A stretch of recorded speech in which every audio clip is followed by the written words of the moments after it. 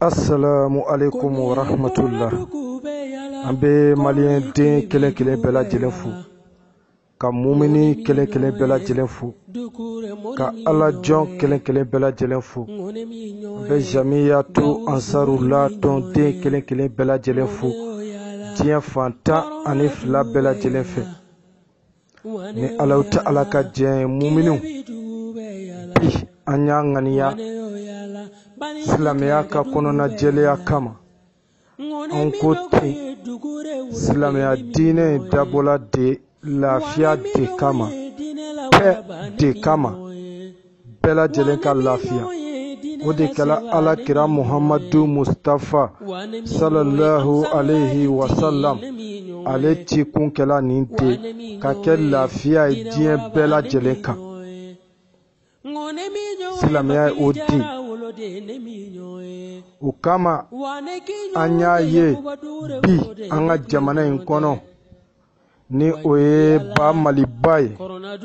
An ka nin jamana in kɔnɔ, n'i ye adamadenw yɛrɛ cɛ filɛ ka muminiw cɛ filɛ, i bɛ mun de bi mun de bɛ fan bɛɛ fɛ? O de hasidiya ye. Adamadenw dusukun tiɲɛnen don, adamadenw ɲinanen don Alahu subhanahu ta'ala kɔ. Bi ci jumɛn bɛ adamadenw na? Ɲɔgɔn dabali, kɔrɔtɛ bɔ ɲɔgɔn ma, kafiriya wale dama damaw, dusukun finnen don ka kɛ saribɔn ye ka ɲɛsin ɲɔgɔn ma. Ka jamana to o cogo la, an ka dɔn ka fɔ waati bɛɛ lajɛlen ko Alahu ta'ala diminen don an kɔrɔ. Sabu an yɛrɛw ma kɛ ɲɔgɔn fɛ fɔlɔ Mali in kɔnɔ, maliyɛn denw dusukun tɛ ɲɔgɔn fɛ. O tɛ silamɛya ye. 95% musulman, a 95% musulman, a bɛɛ lajɛlen dusukun donnen don ɲɔgɔn na.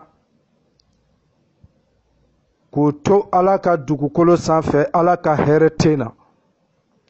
Muminiw, an ka sabali, an k'a dɔn an si tɛ fosi ye, adamaden tɛ fosi ye. An k'a dɔn k'a fɔ i bɛ siri ka bɔ dunuya in kɔnɔ, don kelen ka t'i da dingɛ kɔnɔ i ko ma kɛ, bilahi ka cɛncɛn kɛ i kan, siga tɛ o la. Ne nin bɛ ka an bɛɛ kɔnɔ, bɛɛ n'i ka don don. Bi mun de ka ca?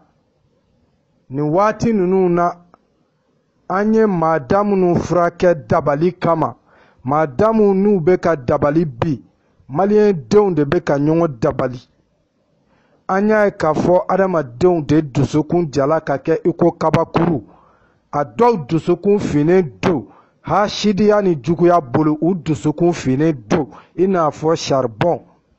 O kama an y'a ɲini bi maliyɛn denw ka suratul ikhlas, ka nafa belebele bɔ a kɔnɔ k'a di mumini kelen kelen bɛɛ lajɛlen ma. Aw k'a kɛ ka aw yɛrɛw nafa ala tɔgɔ don, aw k'a kɛ ka aw yɛrɛw protéger.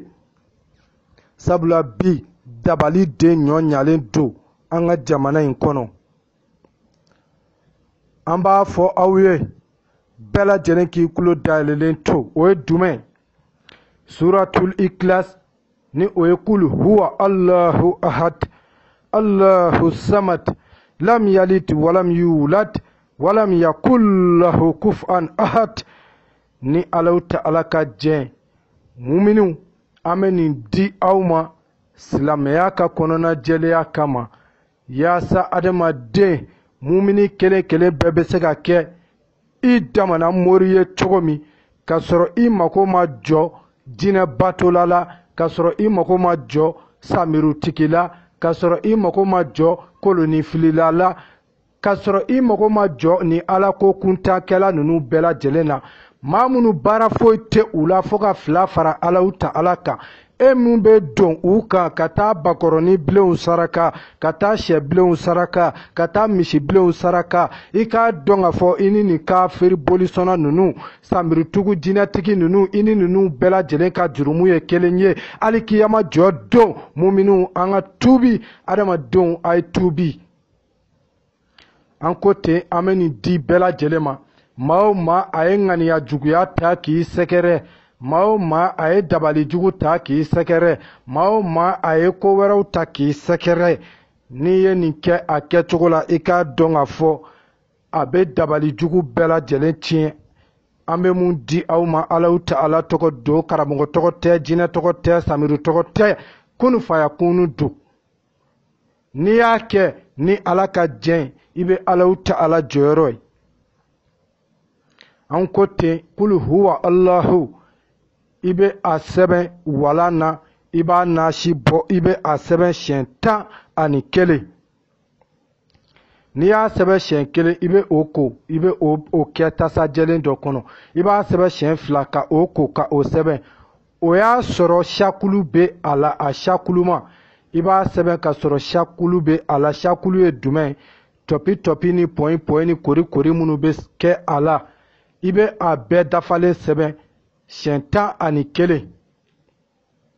O kɔfɛ i kɛlen kɔ ka 11 sɛbɛn k'o ko k'a ban, o bilalen tasa sanuman kɔnɔ waati min, i bɛ segin ka na tuguni, i bɛ kul huwa Allahu sɛbɛn tuguni siɲɛ 11 tuguni.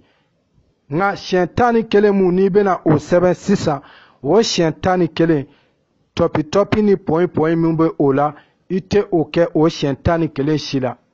11 fɔlɔ min n'i b'o sɛbɛn, i bɛ tɔpi minnu i b'a dafalen bɛɛ sɛbɛn, fata, kɛsira, dɔma, sukun, i b'a bɛɛ lajɛlen dafalen kɛ o la. Nka filanan mun n'i bɛna segin k'a sɛbɛn siɲɛ 12 tuguni, i tɛ sukuni kɛ o la, i tɛ fata kɛ o la, i tɛ kɛsira kɛ o la, dɔma ko kuma tɛ yen. N'i y'o nasi bɔ waati min k'a bila, a fila faralen ɲɔgɔn kan, ni Alahu Ta'ala ka diɲɛ n balimakɛ n balimamuso, o kɔfɛ i bɛ yiri ŋɔnima 7 ɲini. Yiri ŋɔnima 7, yiri mun ni a bɛɛ ŋɔni ye, i n'a fɔ nemurukumuni bɛ cogo min, ka taa sɔrɔ ŋɔni de ka ca yiri ninnu na. N'i y'o 7 sɔrɔ waati mun, i bɛ o bila nasi in na. N'i ye o bila a la waati mun, o kɔfɛ i bɛ i da gɛrɛ nasi in na, k'i da gɛrɛ ji la, k'i dusukun concentré, k'a yira Alahu Ta'ala la, dabali jugu mun bɛ kɛ dogo la kɛnɛ kan, i bɛ mun kalama, i tɛ mun kalama, i k'a dɔn k'a fɔ Alahu Ta'ala de bɛ a bɛɛ lajɛlen kalama. I concentré i dusukun na, i b'i da ɲɛsin nasi in ma, o y'a sɔrɔ i ye yiri ŋɔnima 7 in k'a la. I bɛ mun de kalan? I bɛ segin ka na tuguni, i bɛ suratul Ikhlas, kul huwa Allahu ahad, i bɛ segin i bɛ o de kalan nasi in na, o y'a sɔrɔ i da gɛrɛlen don a la, i concentré. Foyi tɛ i kun na, dabali juguw ka tiɲɛ, janfaw ka tiɲɛ, jinɛ kafiriw k'u cɛ janya i la. I bɛ duwawu in kɛ tuguni, i bɛ a fɔ kul huwa Allahu, i bɛ o kalan siɲɛ 77, i concentré, walima i bɛ a kalan siɲɛ 70, 77 fois ou 70 fois, siɲɛ 77 walima siɲɛ 70. N'i ye nin kɛ waati mun, i bɛ a datugu, i bɛ tasa in datugu, walima i y'a kɛ daga mun na, i bɛ o datugu ka tile 3 kɛ. Tile 3nan su i bɛ a ko. Ni muso don tile 4. N'i ye nin ko waati mun, i yɛrɛ i b'a ye i fɛkɛya la, sabula bi foyi tɛ siri jugu, dabali jugu, ŋaniya jugu, hasidiya, nin de kɛlen don bi ka an ka jamana in fa. O kama muminiw, an ye Ala tɔgɔ di aw ma bi, aw k'a kɛ ka aw nafa, ka sɔrɔ aw mago ma jɔ boli sɔnna na, aw mago ma jɔ jinɛtigi la, ni Alahu Ta'ala ka jɛn. Aw tulo bɛ aw denkɛ ni aw balimakɛ de kumakan na, Cheikh Gawusu Dukure Keyasu, le guide spirituel d'Ansarullah, in tansurullaha yansurukum.